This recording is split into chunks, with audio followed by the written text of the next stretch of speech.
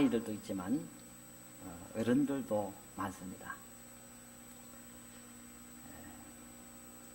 또 우리들도 어른이라 이렇게 칭함을 받습니다.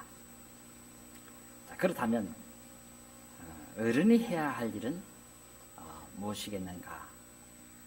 국가에도 어른이 있고 또 그리고 뭐 사회 속에서도 어른이 있고 또 작게는 가정에서도 보면 어른이 있습니다. 특히 부모님들 이렇게 어른들이 있는데 이 어른들이 해야 할 첫 번째 일은 무엇인가 할 때 아이들로 하여금 사람답게 살도록 만들어주고 또 인간으로 하여금 인간답게 살도록 만들어주는 역할, 이것이 어른들이 해야 할 일이라 이렇게 말씀드릴 수 있습니다. 국가 지도자는 국민으로 하여금 사람답게 살도록 지도해 가야 하고 또 가정의 부모는 자기 자녀가 사람답게 살도록 그렇게 지도하고 가르쳐 가야 한다는 것입니다. 교회 지도자도 마찬가지. 교회 지도자도 신자로서 살아갈 뿐 아니라 사람으로서 또 인간으로서 살도록 잘 가르치는 것이라고 하겠습니다.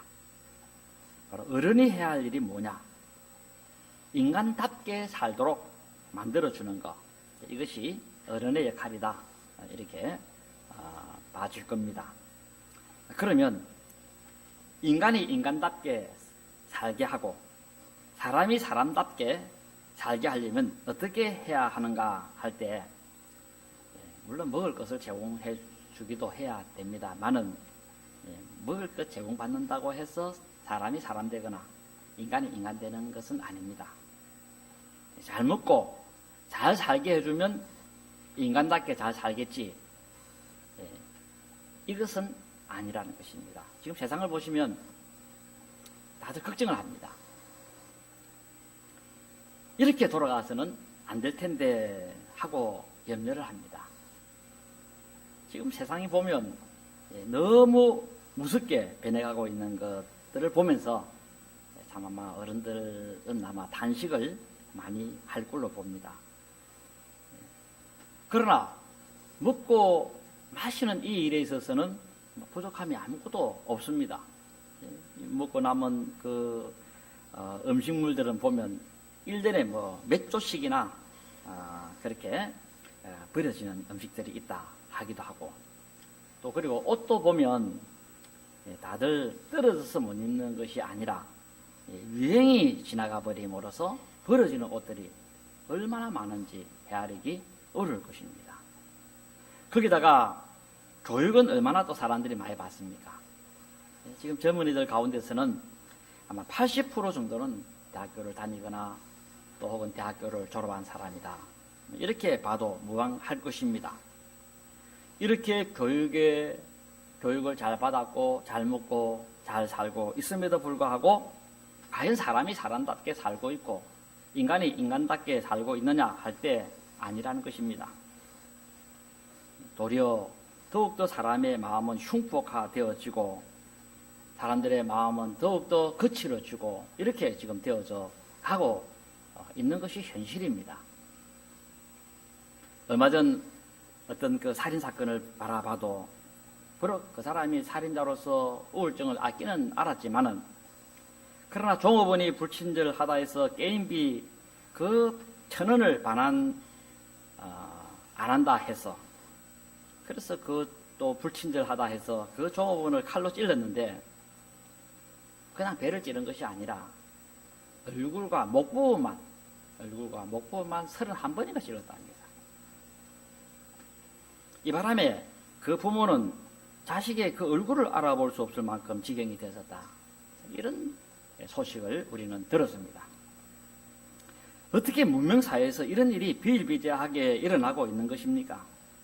어떻게 이런 잔인한 일들이 서슴없이 일어나고 있는 것입니까? 어떻게 선진사회에서 교양이 풍부하게 참 자란 그런 사람들의 사회가 이렇게 되어가고 있는 것입니까? 할 때 또 그리고 이것이 과연 인간이 사는 세상이라 할 수 있겠는가 할 때 인간답게 살고 있다, 그렇게 말하기가 어려울 것입니다. 거기다가 지금 얼마나 사람들은 이기적으로 변해져 가고 있는지, 노동운동을 하는 것들을 보면 물론 정당하게 하는 그런 경우들이야 참 노동운동도 아름답다 할 수 있습니다.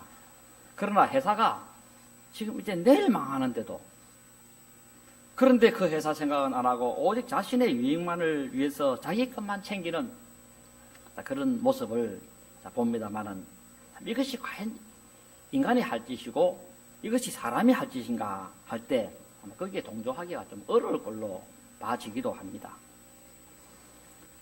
지금 우리 한국 사회는 수많은 사람들, 헤아리기 어려울 만큼의 많은 사람들이 비인간적으로 살아가고 있고 또 동물화되어져 가고 있는 그런 모습들을 보고 있다는 것입니다.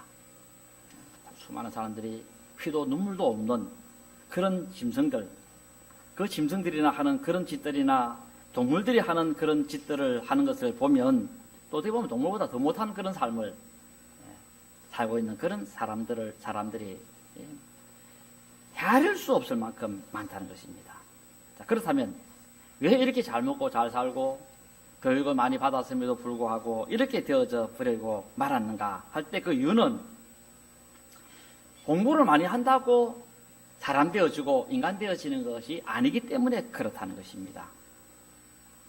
그러면 어떻게 함으로 그렇게 되어졌는가 할 때 그것은 인간이 가장 먼저 알아야 하고 가장 중요하게 알아야 할 그 지혜와 지식을 사람들에게 가르치지 않았기 때문에 그렇다는 것입니다. 어른들이 그 일을 안 했다는 것입니다. 바로 그 지식이란 뭐냐, 그 지혜란 무엇인가 할 때 여호와를 경외하는 것을 가르쳐야 한다는 것입니다. 바로 이 세상이 지금 이 모양 이 꼴, 선진국 사회도 다 마찬가지이겠습니다만은 이렇게 지금 사회가 무시무시하게 변하게 되어진 것은 여호와를 경외하는 것을 가르치지 않는 어른들의 잘못이 있기 때문에 이런 일이 일어나고 있다는 것입니다. 사람이 사람답게 살도록 만들고 그럴 때 그렇게 하려면 선생들은 무엇을 해야 되고 부모는 무엇을 해야 되고 국가 통치자는 무엇을 해야 되고 교회 지도자들은 무엇을 해야 되는가 할 때 여호와를 경외하는 삶을 가르쳐야 한다는 것입니다.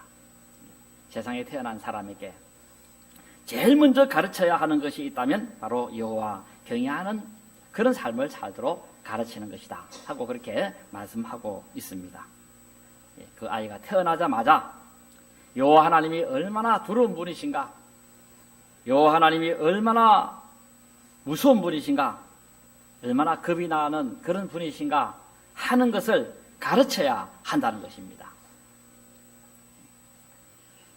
어른들은 이것을 태어날 때부터 그 아이들에게 가르쳐야 하고 어릴 때부터 철저하게 가르쳐야 한다는 것입니다. 그래야 그 아이가 진정으로 사람답게 살게 되어지고 진정으로 인간답게 살게 되어지게 된다는 것입니다.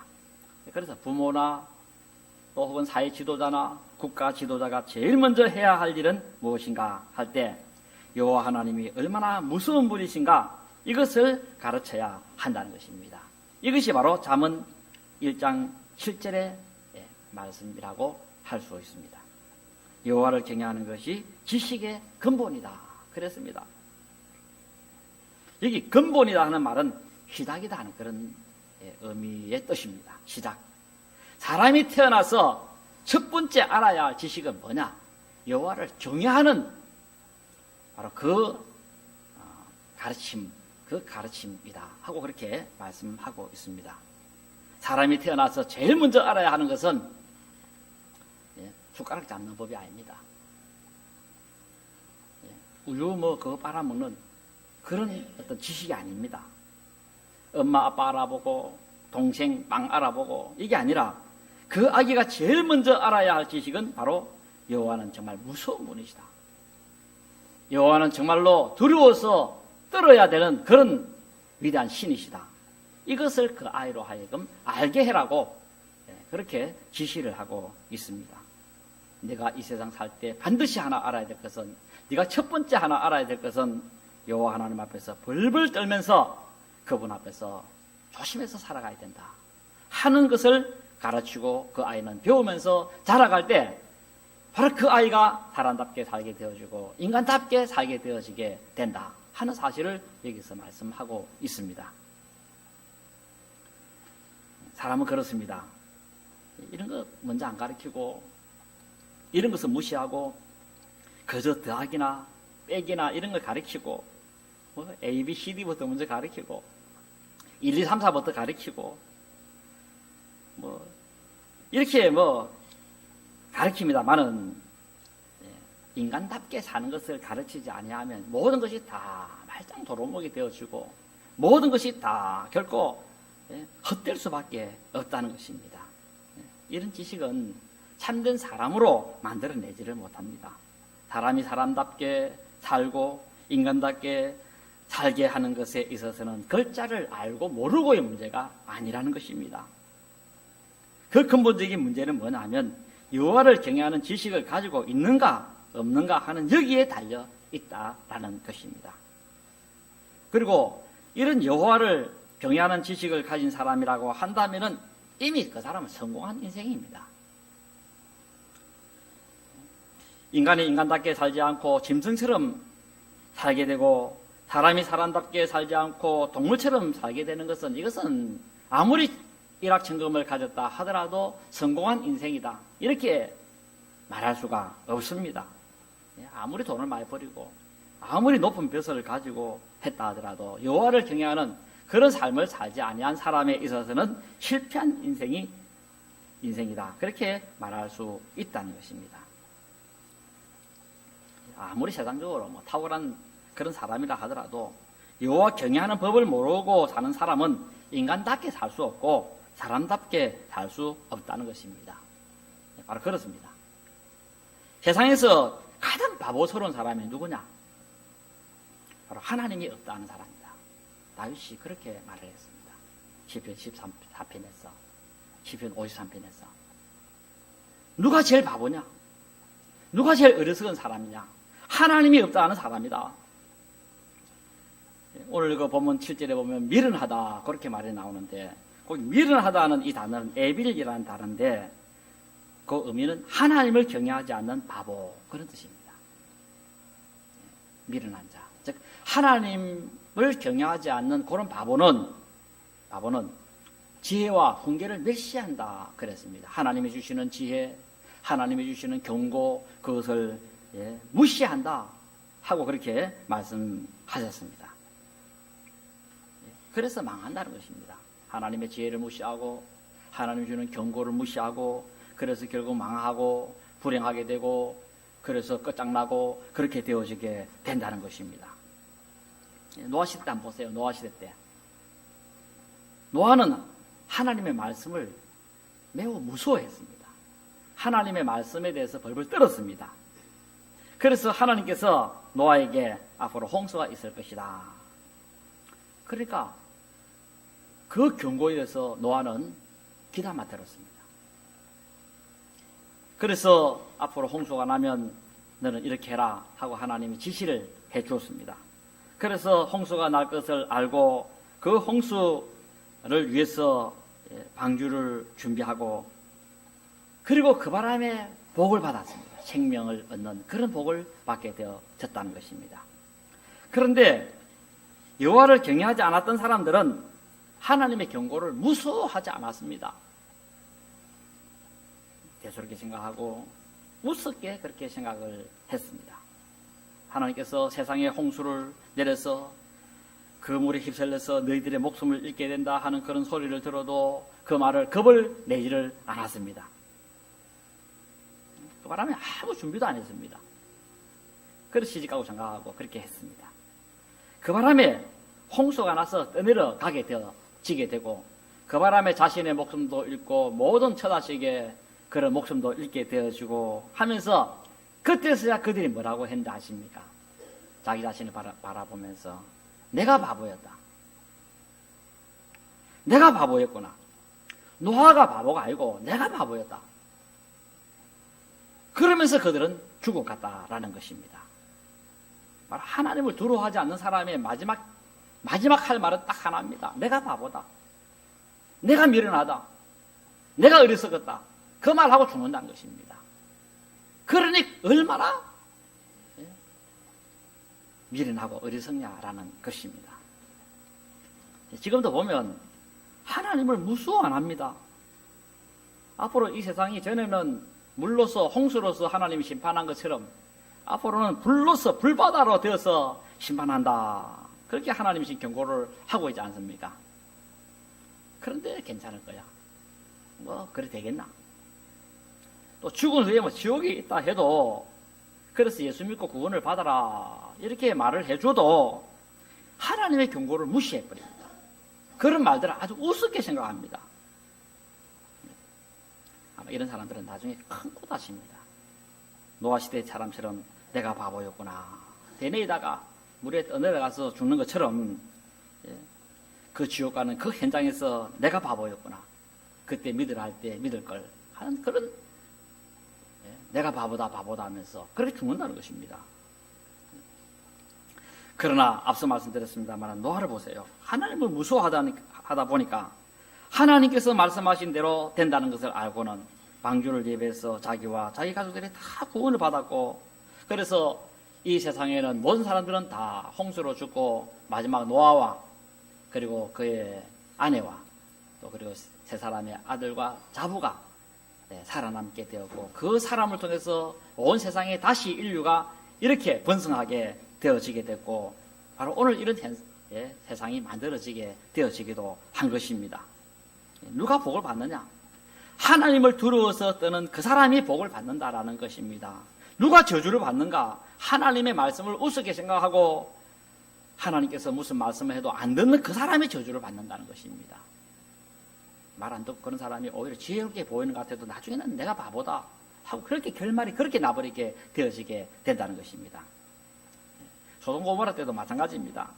여호와께서 불과 유황불로서 그 도시를 불타고 그리고 파멸시킬 때 그랬습니다. 이에 롯과 그의 딸들은 하나님의 말씀을 무서워해가지고 모든 것을 다 버리고 그냥 탈출합니다. 그 탈출할 때 사람들은 바보라 했습니다. 롯 보고. 하늘이 뭐 저렇게 있는데 뭐 겁이 나냐 이 바보야. 그래서 이 롯은 자기 사이들에게 하나님께서 이렇게 말씀하시니까 당신네들도 같이 피하시게 하면서 그렇게 말을 했는데 그 사이들은 가볍게 얘기했다 그랬습니다. 천사들을 통하여 주신 그 말씀을 아주 우습게 생각을 했다 그랬습니다. 하나님이 하긴 뭘 해. 그걸 무시하다가 성내에 남아있다가 결국은 생선에 소금 치듯 하는 그런 불과 유황불이 하늘에서 떨어지는데 그 바람에 죽게 되었는데 그 사이도 죽으면서 뭐라 하겠습니까? 내 장이 말을 들을 걸 내가 바보구나. 내가 바보였다. 그러고 죽었다는 것입니다.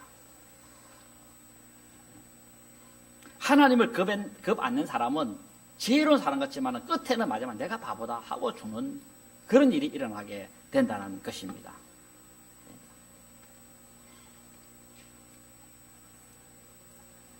하나님을 말씀을 무시하니까 안 믿고 지옥 가는데 평양감사도 지하기 싫으면 못하는 것입니다만은 그러나 끝에는 내가 바보다.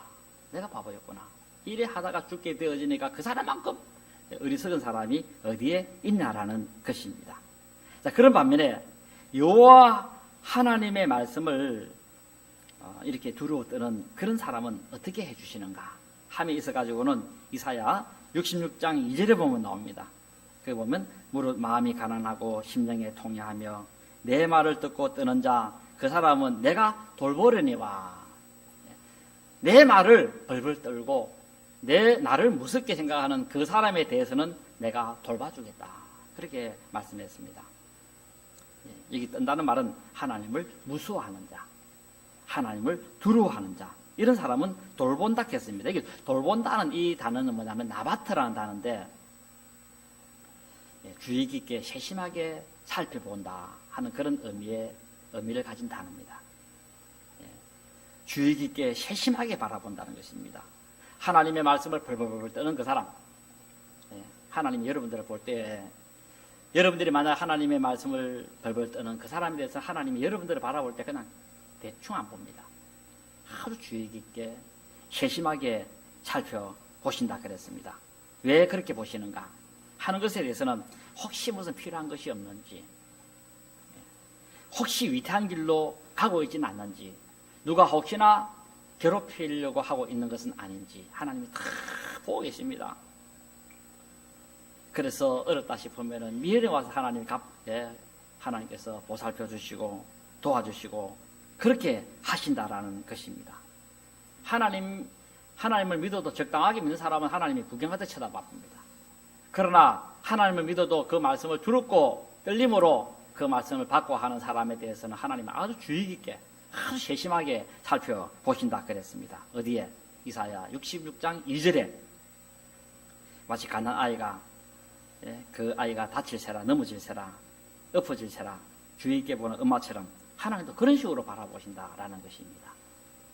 뚫어지게 보신다는 것입니다. 그래서 어려울 때마다 위태할 때마다 손을 뻗어 도와주신다라는 것입니다. 오늘 이런 복을 지금 우리가 받아 누리고 있다라는 것입니다. 잠언 9장 10절에 보니까 여호와를 경외하는 것이 지혜의 근본이라 했는데 바로 시작이다 그 말입니다. 이 근본이라는 이 말은 시작이다, 처음이다 하는 그런 뜻입니다. 인간은 어떤 지식에서부터 시작해야 되는가, 어떤 지식을 가장 먼저 알아야 되는가 할 때 그것은 여호와를 두려움으로 섬겨야 된다는 이 사실에서부터 시작하고 이 사실을 알고서 인생을 시작해야 된다 하고 그렇게 말씀하고 있습니다. 그래서 사람이 가질 첫 번째 지식은 뭐냐? 여호와를 경외하는 것이다. 하나님의 말씀을 벌벌 떠는 것이다. 오늘 이것을 우리가 잘 기억할 수 있어야 되겠고, 그러므로 이제 여러분들은 어른들인데, 그러므로 자녀들을 만날 때나 혹은 손주들을 만날 때나 혹은 전화를 할 때나 혹은 직접 만날 때나 뭘 알려줘야 되느냐? 여호와 하나님은 두려움으로 떨면서 섬겨야 될 그런 신이시다. 그러므로 여호와 하나님을 잘 섬겨라 하고 알려줄 수 있어야 된다는 것입니다. 이것이 어른으로 책무입니다. 이것이 진정으로 여러분의 자녀를 사랑하는 비결입니다. 조심해서 가라. 평안히 가라. 그거 중요하지만 가서 어떻게 하든지 가까운 그 지역에 있는 교회 나가라. 하나님을 좀 두려워 섬기라. 그렇지 않으면 네가 한 모든 인생이 한꺼번에 다 무너질 수도 있다 하고 말을 해줄 수 있어야 그게 진정으로 참된 자녀를 사랑하는 비결이라는 것입니다. 저는 그 소돔고모라에서 마지막 그 사이에게 이야기할 때 조금 더 강하게 좀 했어야 됐다고 생각합니다. 그냥 같이 나가세요. 이게 알고 양 다리를 잡고라도 나가야 됩니다. 팔 잡고 그냥 끌고 나가야 됩니다. 와이로 할 때까지만. 그래서 끝까지에서 끌어내야 되는데, 물론 너무 급하다 보니까 그냥 롯이 그럴 여력도 없고 해서 급히 피신을 하게 되어지기도 합니다만은, 오늘 저와 여러분들이 정말 이렇게 하나님을 경외하는 여기에 모든 좋은 것이 있고 여기에 진정한 복이 있고 이 세상을 살리는 것이 여기에 있다는 것입니다. 지금 이 세상에 어떤 무엇으로 살릴 수 없습니다. 아무리 탁월한 대통령이라 하더라도 이 세상 지금 현재 못 살립니다. 살릴 수 있는 비결은 여호와 하나님을 경외하며 섬기도록 가르치고 여호와 하나님을 경외하도록 지식을 알려주고, 첫 번째 알아야 될 것은 이것이고 두 번째도 이것을 알아야 되고 세 번째도 이것을 알아야 됩니다 하고 알려줄 때에 우리 대한민국에 참된 희망이 있고 우리 교회가 희망이 있고 우리 사회가 희망이 있게 될 것입니다. 이렇게 해서 여러분의 가정을 살리는 여러분 되시기를 진심으로 바랍니다.